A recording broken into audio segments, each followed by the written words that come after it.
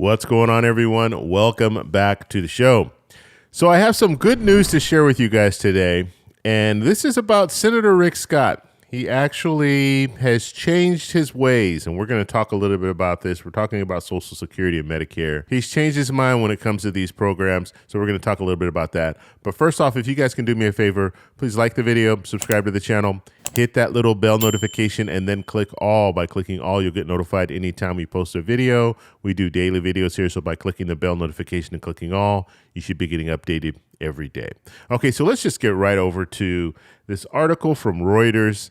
And I just thought this was interesting because we've talked about Rick Scott in the past. We talk about him a lot. And so if you read the headline here, Republican U.S. Senator Rick Scott dropped plan to cut Social Security and Medicare. So if you guys didn't know, he has this 11-point plan, 12-point plan. I can never remember. But basically in this plan, one of the parts of the plan is to sunset all government programs. So he would sunset all government programs after 5 years. And that's what his plan was. So now he's been going back and forth with, he's been interviewed several times about this.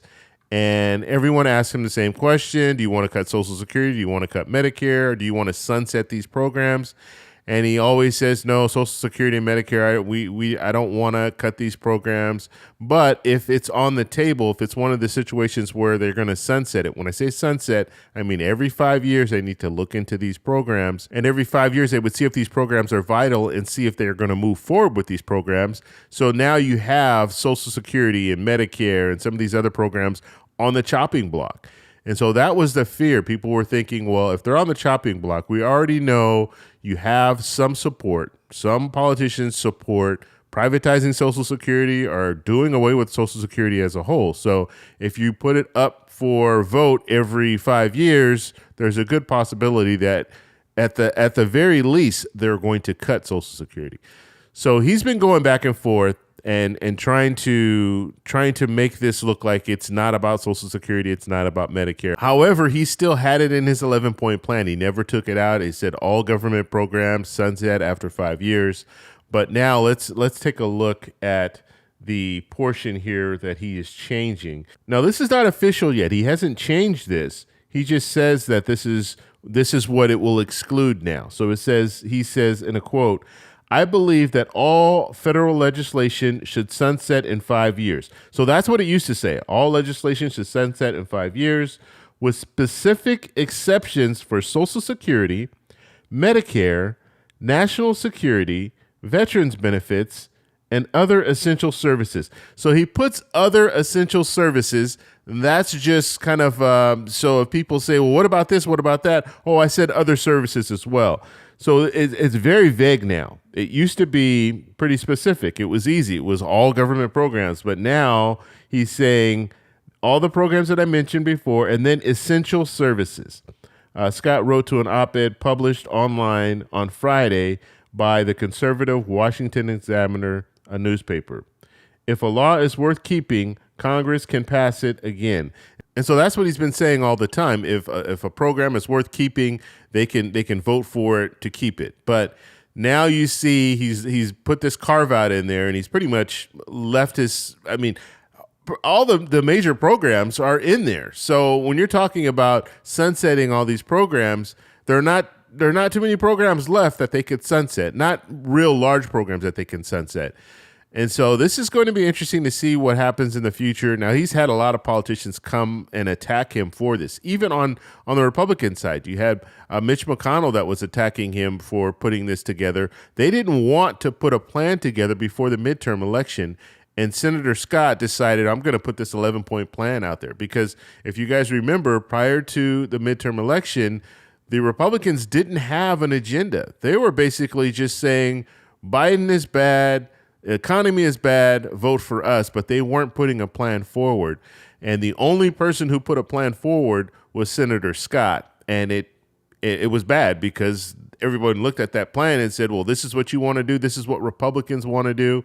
And so Mitch McConnell was really upset with that. And he's continued to lash out against Rick Scott because of him putting this plan together. And Mitch McConnell might even blame Senator Scott for the fact that the Republicans couldn't take over the Senate as a result of some of the things that were said in this, because it brought back up the issue of Social Security and Medicare and the cuts to Social Security and Medicare, and Republicans wanting to cut Social Security and Medicare. And so Mitch McConnell didn't want to have to address that, and now he had to address it because of Rick Scott's plan. So it's going to be interesting to see what happens in the future, but I just thought it's pretty amazing that Rick Scott, he's now flipped, and he now believes that Social Security and Medicare should not be a part of this, and as well as the national defense, which, like I'm saying, when it comes to government programs, he took out all the large government programs, and so what's left? Not much is left. So we'll see what happens. I want to know what you guys think about this whole thing and just this whole debate in general. I mean, it's been going back and forth, and you have some Republicans saying, no, we don't want to cut Social Security and Medicare. At least the leaders are saying they don't want to cut Social Security and Medicare. But you do have some politicians, some Republicans that are still saying, yes, we want to cut it. We want to privatize it. You even have Mike Pence still talking about privatizing Social Security. And Mike Pence is planning to run for president. So you still have some people who are interested in dismantling Social Security, or at least changing Social Security. Now, I will agree it needs to be reformed. Social Security definitely needs to be reformed. They have to address that trust fund problem, and they're going to have to do that within 10 years, or we're going to be looking at a reduction. And so something needs to be done. However, cutting it, in my opinion, is not the way to go. I'm more for expanding Social Security. Senator Bernie Sanders has been talking about expanding Social Security, adding a $200 raise per month for Social Security. And so we'll have to see if they can incorporate that into some type of reform, because we know something needs to be done. But when you start talking about sunsetting programs, Rick Scott talking about sunsetting programs, that's very, very dangerous, because we just look at how politicians are right now. They can't agree on anything. And so if you can imagine every 5 years, all government programs would be up for to look into and see if vote for continuing them. It would just be an absolute disaster. They can't even agree on a budget every year. So how are they going to agree to move forward with Social Security and Medicare as they are right now? So I just want to do this quick little video. Some good news. Rick Scott has at least realized, hey, you know what? Social Security and Medicare, they're too important. We can't sunset those programs every 5 years. So let me know what you guys think down below. If you like this video, please give me a thumbs up. Please subscribe for more, and I'll talk to you in the next one. Bye.